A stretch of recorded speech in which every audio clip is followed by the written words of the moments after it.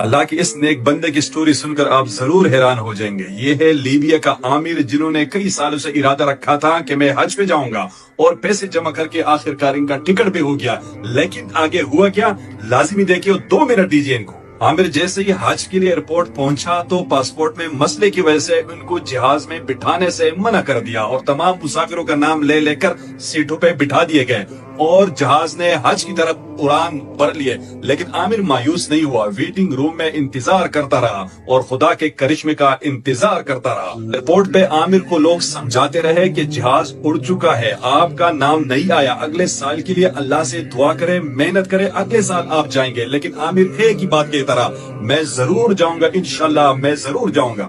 ادھر رب کو کچھ اور منظور تھا۔ جیسے ہی طیارہ ہوا میں بلند ہوا، اچانک اس میں فنی خرابی آ گئی اور کچھ ہی دیر بعد اسی ایئرپورٹ پہ لینڈ کر گیا۔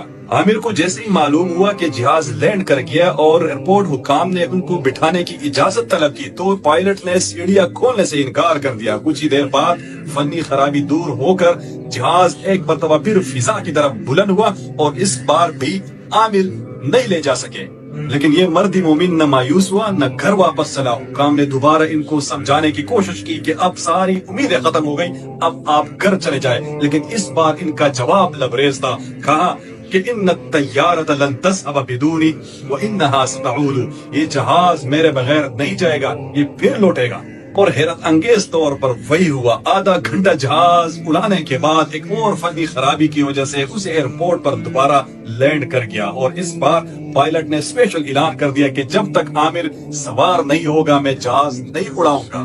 ناظرین، یہ صرف کہانی نہیں ہے، یہ کل کا واقعہ ہے جو پوری دنیا میں رپورٹ ہوا اور سعودی شاہی خاندان نے ان کو اسپیشل استقبال کیا اور جب وہ حجاز مقدس پہنچا تو انہوں نے کہا الحمدللہ میں حرم پہنچ گیا۔